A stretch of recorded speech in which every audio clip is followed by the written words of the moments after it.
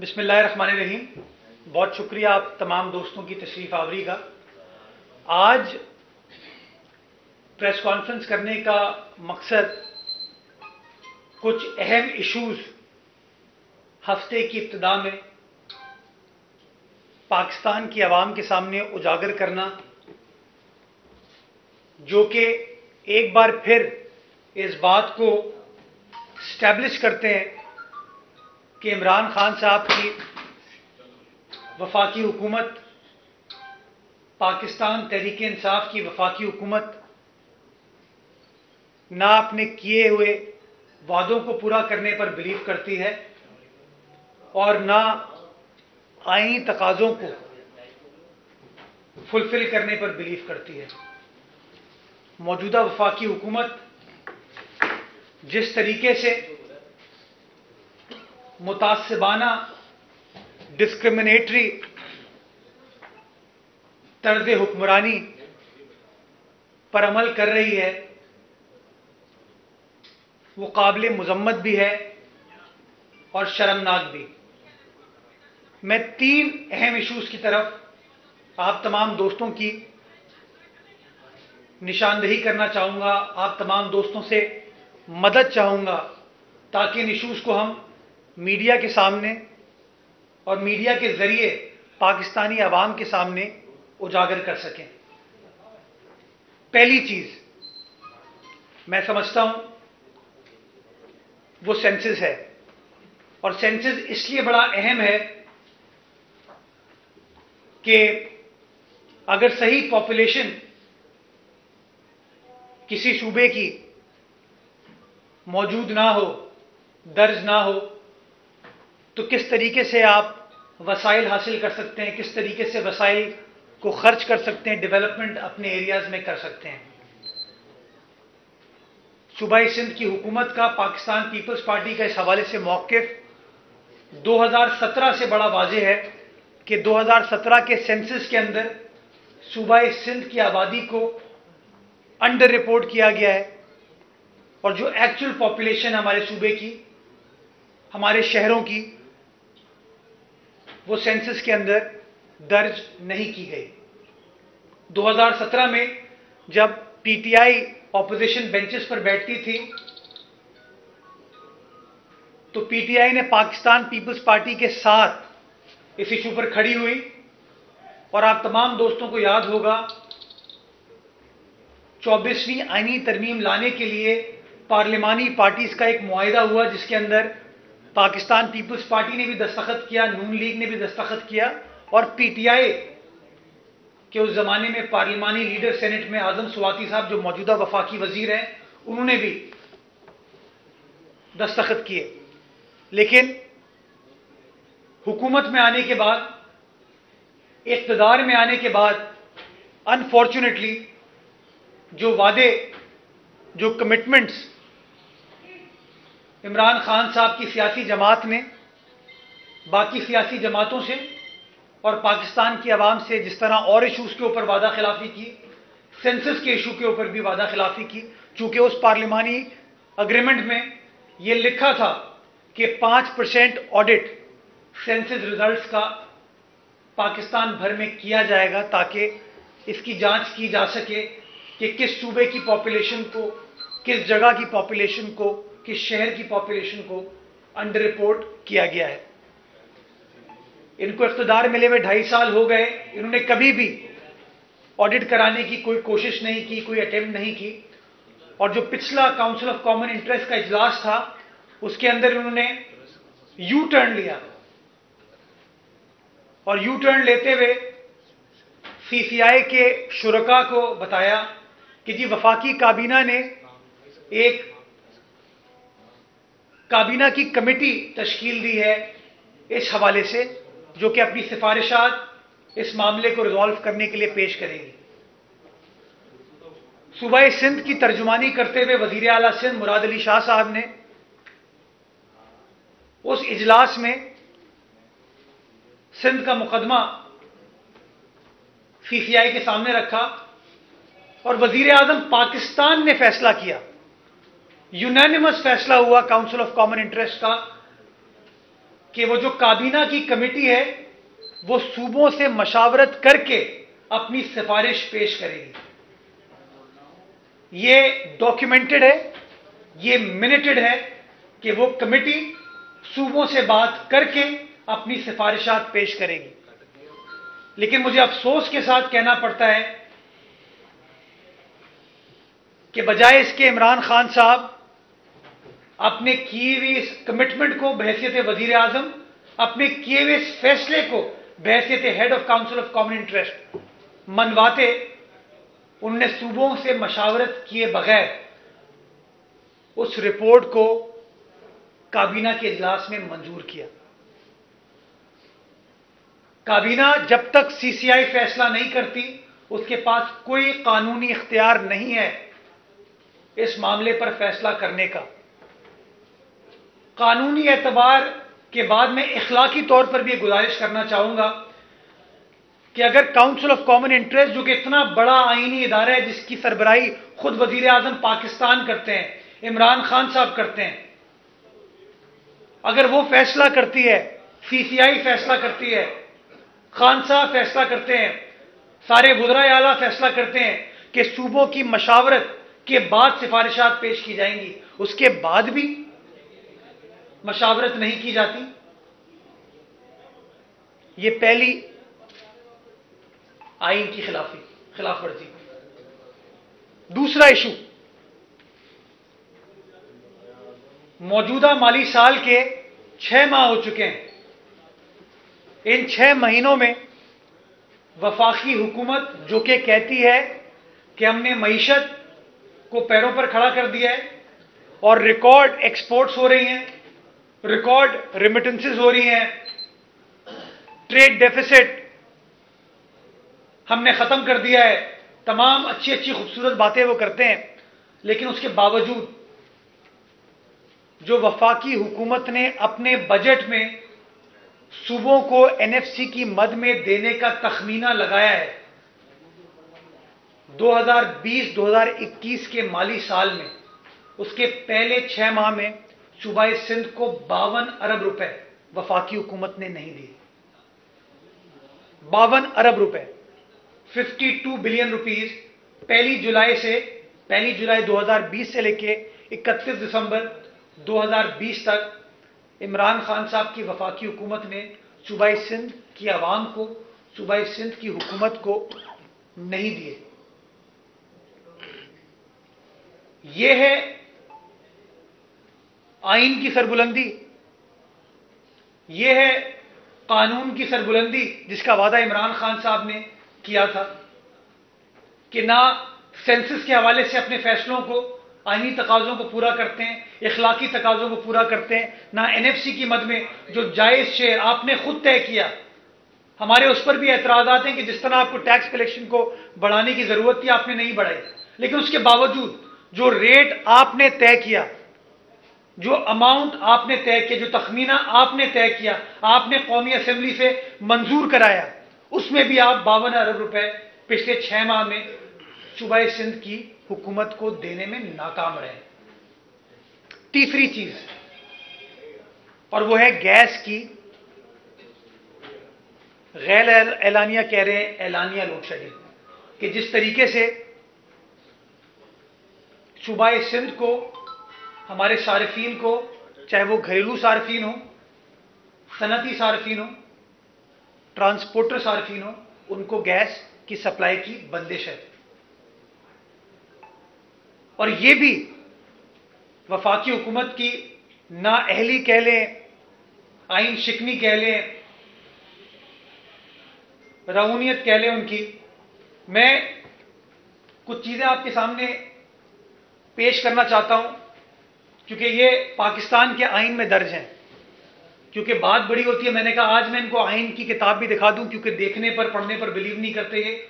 और मैं जो आइन पाकिस्तान में दर्ज शिक है गैस के हवाले से, मैं उसको भी पढ़ दूं, ताकि पाकिस्तान की आवाम के सामने ये चीज क्लियर हो कि किस तरीके से ये नाअहल हुकूमत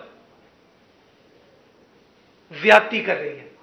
आइन का आर्टिकल 158 है आईन पाकिस्तान का, इसकी हेडिंग है priority of requirements of natural gas. The province in which a well head of natural gas is situated shall have precedence, Urdu में कहते हैं फौकियत, तरजीह over other parts of Pakistan in meeting the requirements from the well head subject to commitments and obligations as on the commencing day. ये आईन पाकिस्तान में चीज दर्ज है। ये मामला अदालत में गया और सिंध हाई कोर्ट ने 13 जनवरी 2011 को यह फैसला किया, we direct the federal government and the government of Sindh to adhere to the provisions of article 158 of the constitution. यह सिंध हाई कोर्ट का फैसला है। आइन भी मैंने आपको बता दिया और सिंध हाई कोर्ट का मैंने आपको फैसला भी बता दिया। बट ग्राउंड रियलिटी क्या है? ग्राउंड रियलिटी यह है कि आईनी शिक होने के बावजूद, अदालती फैसले के बावजूद सूबाए सिंध, जो कि पाकिस्तान की 68% गैस प्रोड्यूस करता है,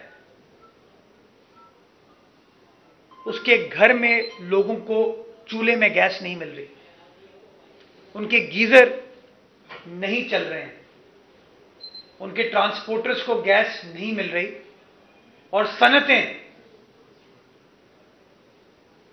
कल तक इवन एक्सपोर्ट ओरिएंटेड सूबाई सिंध की जो सनतें थी, कराची में, हैदराबाद में, जामशोरों में, खैरपुर, सखर, लाड़काना में, उनमें गैस की बंदिश थी। अब इसमें दो चीजें मैं आपके सामने हाईलाइट करना चाहता हूं। पहली चीज तो यह कि हमारी जरूरियात को आइन के मुताबिक, अदालती फैसले के मुताबिक फौकियत हासिल है। आप हमें वो तरजीह देने में नाकाम रहे हैं, और आप, जब मैं कहता हूं आप हमें तरजीह देने में नाकाम रहे, मैं समझता हूं आप पाकिस्तान को तरजीह देने में नाकाम रहे। और उसकी वजह यह कि पाकिस्तान की मेजर एक्सपोर्ट हमारे इंडस्ट्रियल जोन से होती हैं। मेजर एक्सपोर्ट जो पाकिस्तान को ज़र मुबादला कमा के देती है, जिसके बारे में वज़ीर आज़म बार बार ट्वीट करते हैं कि जी इतनी एक्सपोर्ट बढ़ गई, उसका जो सबसे बड़ा कंपोनेंट है वो आपको सूबे सिंध के सनती जोन से, कराची, हैदराबाद, जामशोरों के जो सनती जोन्स हैं उनसे मिलती है। आपको सबसे ज्यादा टैक्स इन सनती इलाकों से मिलता है। ये सनती इलाके सबसे ज्यादा एम्प्लॉयमेंट प्रोवाइड करते हैं पाकिस्तान की आवाम को। और सिर्फ ये नहीं कि कराची की सनत में यहां के लोग हैं, सारे पाकिस्तान से लोग आते हैं। आप कोटरी के सनती जोन में चले जाएं, सारे पाकिस्तान से लोग आते हैं। लेकिन अनफॉर्चुनेटली ज्यादती कर रहे हैं ये सारे पाकिस्तान के साथ, अपनी नाअहली की वजह से, अपनी इनकॉम्पिटेंस की वजह से। दूसरा एस्पेक्ट इसका कि वफाकी हुकूमत ने सनतकारों के साथ इंगेज किया, और सनतकारों को इंगेज करके ये कमिट किया कि अगर आप महंगे दामों पर RLNG लेने को तैयार हैं तो हम कमिट करते हैं आपको कि कोई गैस की लोड शेडिंग आपके जोन्स में नहीं होगी। यानी कि आप अपनी सनतों को चला पाएंगे, यानी कि सनतें चलेंगी, लोगों का रोजगार चलता रहेगा, टैक्स कलेक्शन चलती रहेगी, आपके एक्सपोर्ट के टारगेट्स मीट होते रहेंगे। ये कमिट वफाकी हुकूमत ने ये ऑफर की, और सनतकारों ने वो महंगी गैस लेने पर आमादगी जाहिर की, अग्री किया कि हम एक्सपोर्ट की खातिर, लोगों के रोजगार की खातिर, टैक्स कलेक्शन की खातिर आपसे महंगी गैस लेने को तैयार है। खुदारा आप गैस प्रोवाइड तो कीजिए। लेकिन फिर मुझे अफसोस के साथ कहना पड़ता है कि वो कमिटमेंट करने के बाद 21 दिसंबर 2020 से लेकर कल तक सूबा सिंध के सनती एरियाज के अंदर गैस बंद थी।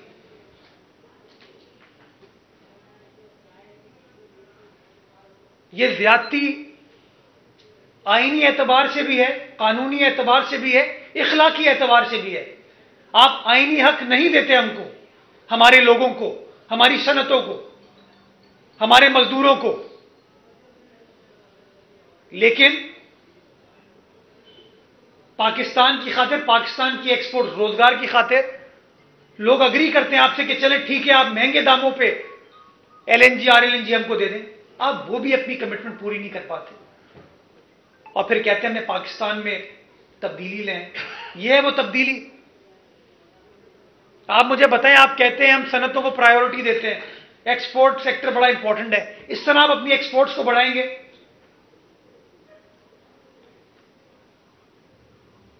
आपकी जिम्मेदारी है वजीर आजम साहब।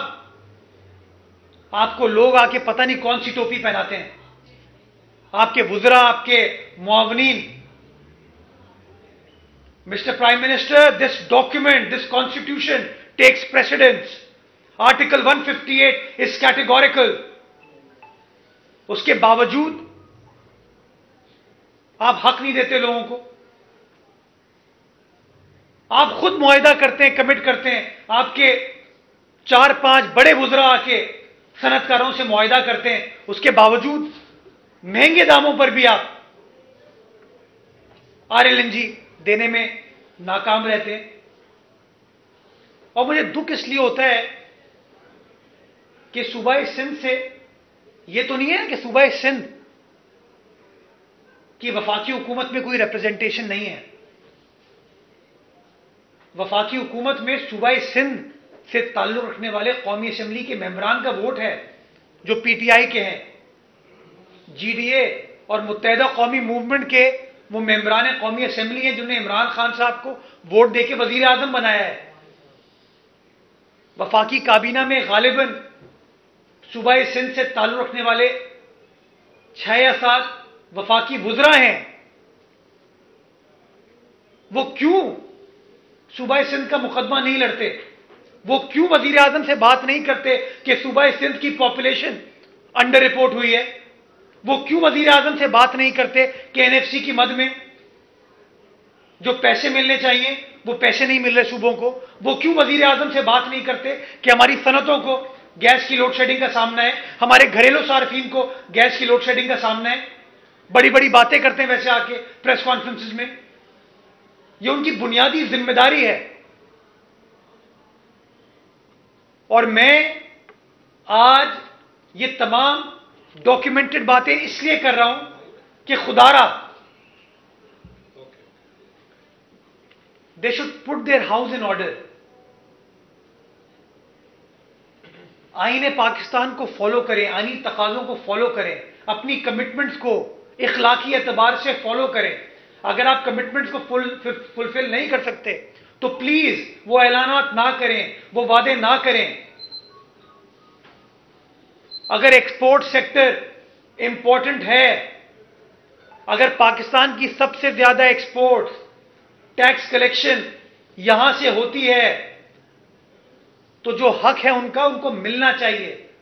आप कैसे अपनी आंखों को बंद कर सकते हैं? आप कैसे उन आईनी तकाज़ों को पूरा नहीं कर सकते हैं?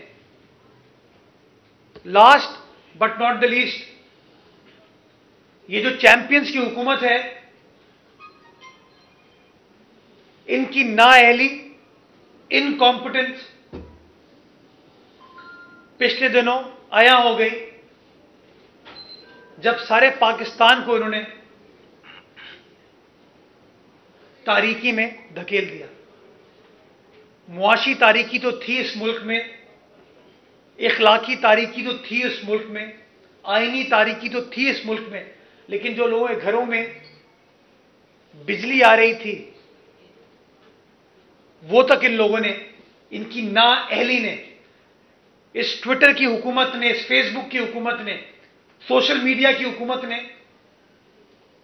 प्रेस कॉन्फ्रेंस की हुकूमत ने लोगों को तारीकी में धकेल दिया।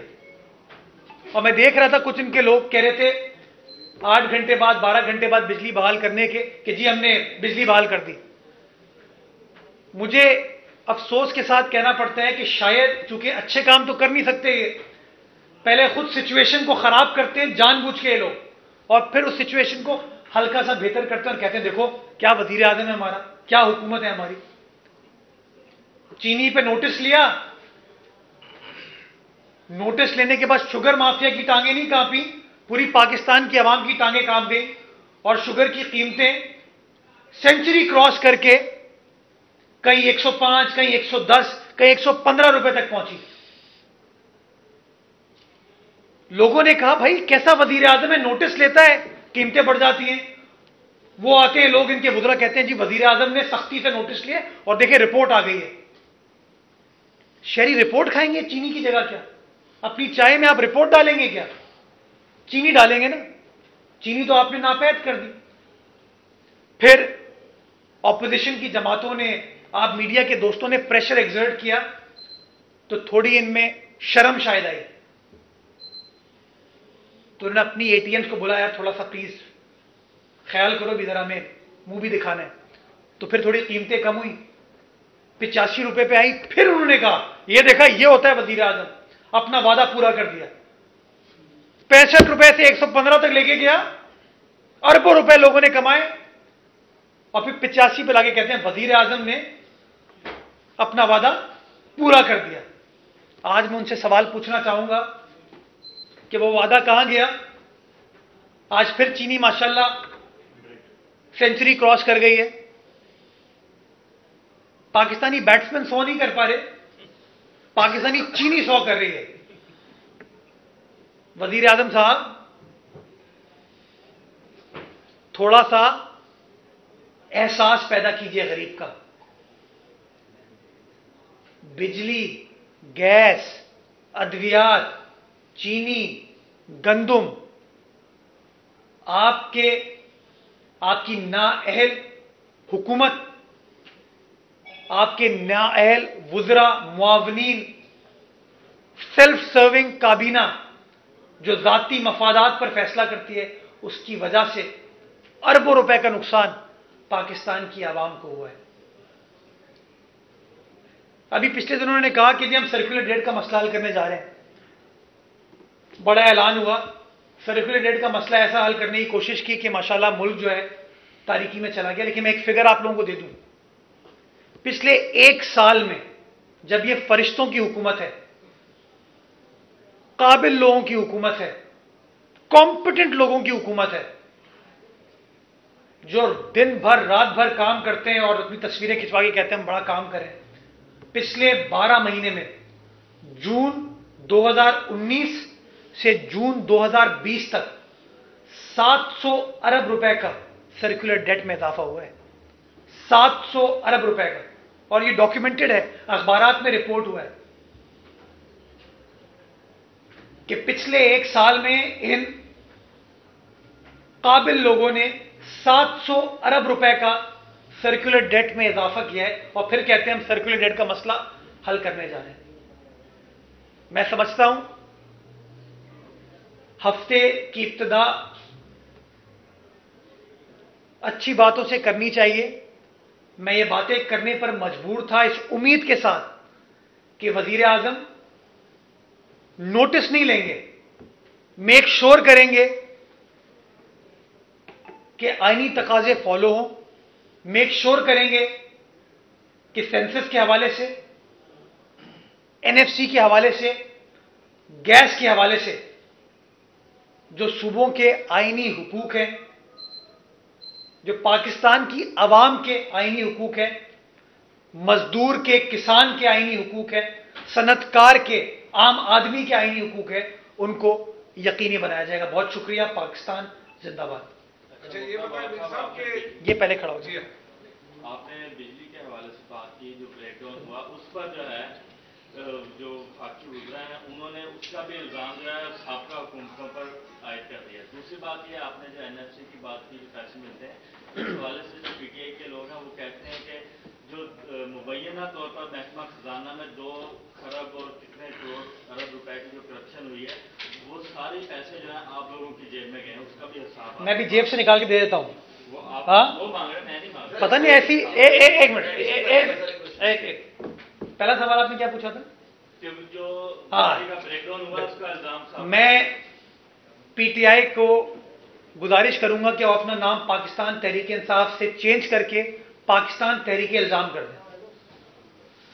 ऑपोजिशन में बैठ के तो आप इल्जाम लगा सकते हैं, 2.5 साल से ये लोग हुकूमत में हैं, इनकी थी पाकिस्तान तहरीक इख्तिदार मिल गया खान साहब को, अब इख्तिदार में आके अपने वादों को पूरा तो करें।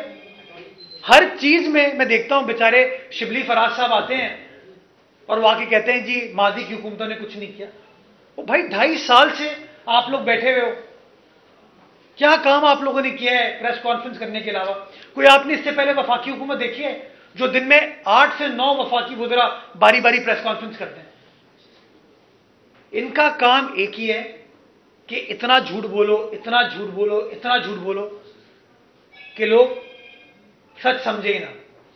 और ये चूंकि खुद काम नहीं कर पाते, अपनी कमिटमेंट्स को पूरा नहीं कर पाते, तो हर चीज का ये इल्जाम माजी की हुकूमतों के ऊपर डाल देते हैं।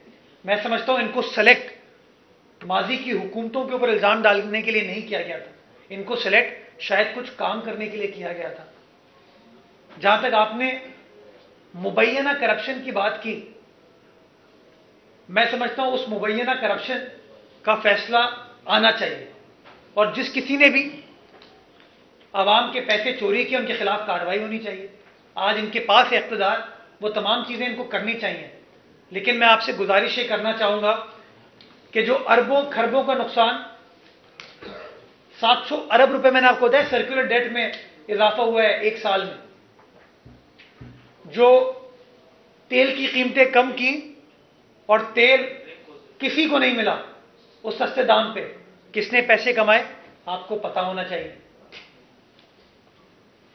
चीनी का बहरान पैदा किया गया, किसने पैसे कमाए, कार्रवाई होनी चाहिए, रिपोर्ट की शक्ल में नहीं, कार्रवाई, हथकड़ी डालें जिस तरह दूसरों के ऊपर डालते हैं। गंदुम का बहरान है, कार्रवाई होनी चाहिए, अद्वियात का बहरान आना चाहिए, कार्रवाई होनी चाहिए। गैस का बहरान इस वक्त चल रहा है, किसकी नाअहली है, किसकी इनकॉम्पिटेंस है? क्या आपको पता है कि सर्दियां आ रही हैं, आपको सप्लाई को एडिक्वेट बनाने के लिए ऑर्डर्स प्लेस करने की जरूरत थी, किसकी नाअहली थी? किसी एक बंदे के खिलाफ कार्रवाई हुई? अभी इतना बड़ा बिजली का बहरान आ गया, पूरा मुल्क तारीकी में चला गया, कोई कार्रवाई हुई? बेचारे वो गुड्डू प्लांट के जो छोटे मुलाजमीन तो उनके खिलाफ कार्रवाई करी। यह है मदीने की रियासत, करे ना कार्रवाई उन बड़े लोगों के खिलाफ। तो मैं तो कह रहा हूं जिसने करप्शन किया कार्रवाई करे, 100% कार्रवाई करे। और इस वक्त जो लोग करप्शन कर रहे हैं, जिन लोगों को वजीर आजम ने खुद मुबैना करप्शन पे काबीना से निकाला है, उनके खिलाफ ही कार्रवाई कर दें। ये जो रोज चीनी गंदुम में अद्वियात में कीमतों में इजाफा होकर अरबों रुपए का टीका एक आम आदमी को लगता है, इसके खिलाफ ही कोई कार्रवाई कर लें। तो मैं समझता हूं पाकिस्तान तहरीक इल्जाम को इल्जामात से बाहर निकल के अब काम करने की तरफ थोड़ा तवज्जो देनी चाहिए। कुछ काम करेंगे तो शायद प्रेस कॉन्फ्रेंस काम की होगी, इल्जामात पे अब मैं समझता हूं लोग बोर हो गए। गुर्जर साहब ये बता देगा, इसी सवाल से कनेक्टेड है कि आपने बताया बिजली के ब्रेकडाउन पे आपने काफी तनकीद की वफाकी हुकूमत। अच्छा, 1 रुपए 6 पैसे बिजली की कीमतों में माशाल्लाह इन्होंने फिर इजाफा कर दिया। 2012 में भी इसी तरह का एक वाकया हुआ था जब आपकी वफाकी हुकूमत थी, सदर आपके थे, वजीर आजम आपके थे, वफाकी वजीर तवानाई के जो थे वो भी आपके थे। इसी तरीके से मुल्क भर में ब्रेकडाउन हुआ था और 24 घंटे से जायद का वक्त लगा था बिजली दोबारा बहाल होने में। क्या वो जो टीम उस वक्त बैठी हुई थी वो भी नाअहल थी? इस बारे में क्या कहेंगे? देखिए, अगर कोई गलती होती है तो नेचुरली वो गलती कोई ना कोई तो करता है, उसके खिलाफ कार्रवाई होनी चाहिए। और रियासतें वही सक्सेसफुल होती हैं जो कि अपनी गलतियों से सीखती हैं। तो आप मुझे बताइए कि क्या उस लोली किसी छोटे ग्रेड के अफसर की गलती से तमाम चीजें हुई हैं? आप फैसला कर लें कि आपको माजी में रहना है या आपको मुस्तकबिल का फैसला करना है। और पाकिस्तान तहरीक इंसाफ मुस्तकबिल में सुहाने ख्वाब दिखा के उसने अपनी सिलेक्शन करवाई थी। तो जरा वो उन सुहाने ख्वाब जो उन्होंने किए थे, जो वादे किए थे, उनको पूरा करने पर फोकस कर लें। मैं तो इतनी बड़ी बात कह रहा हूं कि अभी इन्होंने शायद गालिबन 2 या 3 जनवरी को फैसला किया कि हम सर्कुलर डेट को पे ऑफ करने जा रहे हैं, गालिबन 450 अरब रुपए पे करने जा रहे हैं। और मैंने उस वक्त भी आपको कहा था कि सर्कुलर डेट पे करना मसला नहीं है, वो हर हुकूमत ने पे किया है। सर्कुलर डेट के मसले को हल करना जरूरी है। और पिछले 2.5 साल में जिस तेजी के साथ सर्कुलर डेट में इजाफा हुआ है कि आज आप 2.3 खरब रुपए पे खड़े हुए सर्कुलर डेट आपका, और पिछले 12 माह में 700 अरब रुपए सर्कुलर डेट में इजाफा हुआ है। तो ये सर्कुलर डेट माजी की हुकूमतों ने तो नहीं किया ना, ये तो आप बैठे हुए थे, आपकी नाअहली है। तो थोड़ा सा अपनी परफॉर्मेंस को अगर देख लेंगे तो मैं समझता हूं चीजों में तसीब कर पाएंगे। जी साबिक सदर आसिफ जरदारी की तबीयत के बारे में मुख्तलिफ खबरें चल रही हैं, एक तो ये बताएंगे, और दूसरा ये कि शेख रशीद कह रहे हैं कि आप पे हिम्मत है तो पिंडी आ जाओ। शेख रशीद साहब के पास? जी हाँ। मेरे ख्याल में शेख रशीद साहब खुद भी अब पिंडी में नहीं रहते, वो शायद मिनिस्टर्स एनक्लेव में शिफ्ट हो गए हैं। देखिए, हिम्मत ऑपोजिशन की लोगों ने गुजरावाला में भी देखी, कराची में भी देखी, क्वेटा में भी देखी, पेशावर में भी देखी, मुल्तान में भी देखी, और आज मालाकंड में भी इंशाल्लाह देखेगी, फिर हैदराबाद में भी देखेगी। जब आप आवाम की सपोर्ट पर खड़े होते हैं ना, तो हिम्मत ऑटोमेटिकली आ जाती है। और आपने देख लिया कि जहां जहां पीडीएम अपना नैरेटिव लेके गई, आवाम से उसको पजीराई मिली। और उसकी वजह यह है कि एक आम आदमी इस वक्त परेशान नजर आता है, गुर्बत से, अफलास से, महंगाई से। अगर आपने अभी कल के अखबार में गालिबन थी कि एक बार फिर वफाकी हुकूमत ने फैसला किया है कि जो वफाकी एम्प्लॉयज़ हैं उनकी तनख्वाहों मराहत में इजाफा नहीं किया जाएगा। आप देखें कि कीमतें आसमान छू रही हैं और वो गरीब आदमी की आप तनख्वाहों में इजाफा नहीं कर रहे। स्टील मिल के मुलाजमीन को, 4,500 मुलाजमीन को आप यकतरफा तौर पर बरतरफ कर देते हैं, लोगों को बेघर कर देते हैं, उनके घरों को गिरा देते हैं, और वजीर आजम के घर को रेगुलराइज और लीगलाइज कर दिया जाता है। तो मैं समझता हूं पाकिस्तान की आवाम को ये चीज बड़ी क्लियर हो गई है कि वजीर आजम ने वादा किया था एक पाकिस्तान का, लेकिन दर हकीकत उन्होंने एक नहीं 2 पाकिस्तान अपने काम से क्रिएट किए। एक पाकिस्तान ताकतवर का, अमीर का, और एक पाकिस्तान गरीब का और कमजोर का। और मैं समझता हूं उस गरीब आदमी ने, उस आम आदमी ने अपनी कमजोरी को साइड में रख के अब अपनी ताकत का मुजाहरा करे, और वो आदमी इस वक्त पीडीएम की ताकत बना हुआ है, और उस ताकत से इंशाल्लाह इस मौजूदा नाकाम, निकम्मी, नाअहल, आइन शिकन हुकूमत से हम छुटकारा हासिल करेंगे। उनके तर्जुमान इस हवाले से बात करेंगे। आसिफ साहब को मल्टीपल बीमारियां हैं, प्रॉब्लम्स हैं। इससे पहले भी वो अस्पताल में हॉस्पिटलाइज हुए थे। तो अल्लाह ताला से दुआ है कि जो भी तकलीफ है, उनकी परेशानी है, जो बीमारी है, उसमें उनको शिफा अता फरमाए। मेरा सवाल ये कैसे कराते थे? आजम सलाती 2-3 दिन यहाँ पे गुजार के गए। उसका कहना था कि रेलवे की जितनी जमीनें हैं उन पे सिंध पुलिस कब्जा करके बैठी है। एक मेरा सवाल ये। दूसरा मेरा सवाल ये है कि जो शो ऑफ हैंड के सिलसिले में सुप्रीम कोर्ट ने जवाब तलब किया है, 2 सूबाई हुकूमतों ने अपना जवाब दाखिल करा दिया है। वो शो ऑफ हैंड के हक में उन्होंने जवाब दाखिल कराया। सिंध हुकूमत का क्या मौक़िफ़ है, तैयारी कर रही है, क्या है? जब मैं आजम सवाती साहब से सवाल पूछना चाहूंगा कि रेलवे सोसाइटी एक है शारे फैसल पे, वो रेलवे सोसाइटी सिंध हुकूमत ने बनाई है? बड़ा छोटा सा सवाल है मेरा। वो सिंध हुकूमत ने बनाई है। यही करीब में सिंध असेंबली के हयात रेजेंसी होटल है। रेलवे क्लेम करते कि सिंध हुकूमत ने वो स्ट्रक्चर खड़ा किया था। सिविल लाइंस कैंट स्टेशन के पास आप चले जाइए, एक बड़ा मशहूर क्लब है शेप्स के नाम से, उस पर बड़ा महंगा एक रेस्टोरेंट भी है जहां कोई गरीब आदमी तो जाने का नहीं सोच सकता। वो सिंध हुकूमत ने बनाया है। रेलवे कॉलोनी कराची के अंदर एक बहुत बड़ा स्कूल और एक बहुत बड़ा ग्राउंड था जो कि बच्चे वहां पर खेलते थे, जाके स्कूल से मुस्तफीद होते थे, उस स्कूल को किसी प्राइवेट सेक्टर के हवाले सिंध हुकूमत ने किया है। वो जो ग्राउंड के दरवाजे रेलवे कॉलोनी के गरीब बच्चों के लिए बंद कर दिए गए हैं, वो क्या सिंध हुकूमत ने बंद किए हैं? ये सारे सवालात मैं आपके सामने छोड़ के जा रहा हूं, कोई इल्ज़ाम नहीं लगा रहा। इन सवालात का जवाब आदम स्वाति साहब अगर खुद दे देंगे तो ज़्यादा बेहतर होगा। इसलिए अहम है ये कि इसमें बहुत सारी चीज़ें माजी में उन अदवार में हुई जब शेख रशीद साहब वफाकी वजीर रेलवे थे परवेज मुशर्रफ साहब के दौर में। अच्छा, इसमें थोड़ा ऐड कर लें, उन्होंने उस दिन ये कहा है कि हमारी जितनी प्रॉपर्टी हम उसको प्राइवेटाइज करने जा रहे हैं, प्राइवेट पब्लिक पार्टनरशिप। आप नहीं समझते, आपने तो अभी 3-4 चीजों के नाम गिनवाए, लेकिन उनकी प्रेस कॉन्फ्रेंस से ये लग रहा था कि उन्होंने साफ कहा कि रेलवे का काम कॉलोनियां बनाना, स्कूल और अस्पताल बनाना नहीं है। तो वो अगर सारी चीजें आउटसोर्स कर देंगे तो आप नहीं समझते कि जो स्टील मिल का एक हुआ उसी तरह की दोबारा चीज सामने आएगी। अच्छा, आपने बड़ा इंपॉर्टेंट बात की। उन्होंने खुद फरमाया, वफाकी वजीर ने, हमारा काम हाउसिंग सोसाइटी बनाना नहीं है, बट हाउसिंग सोसाइटी बनाएंगे, अस्पताल क्लब्स बनाना नहीं है, लेकिन वो बनाते हैं तमाम चीजें। ये जमीन सूबे की मिल्कियत है और ये जमीन सूबे ने रेलवे को रेल की पटरी और ट्रेन चलाने के लिए दी थी। ये किसी और पर्पस के लिए इस्तेमाल करेंगे वो गलत है, वो नहीं कर सकते। तो अगर वो ट्रेन चला सकते हैं, बिस्मिल्लाह करें। वजीर आला सिंध तो एक बार नहीं कई बार कह चुके हैं कि केसीआर के सिलसिले में सॉवरन गारंटी जल्दी वफाकी हुकूमत इशू करे, सिंध हुकूमत वो काम करने को तैयार है। लेकिन मैंने आपको बताया ना, इनकी दिलचस्पी ना इस शहर से है, ना सूबाई सिंध के बाकी शहरों से है, इनकी कोई दिलचस्पी नहीं है। मैं आपको बड़े अफसोस के साथ कह रहा हूं, ये मुझे दुख होता है ये कहते हुए कि इनकी प्रायोरिटी नहीं है। आज भी वफाकी हुकूमत की प्रायोरिटी केसीआर नहीं, ML1 है।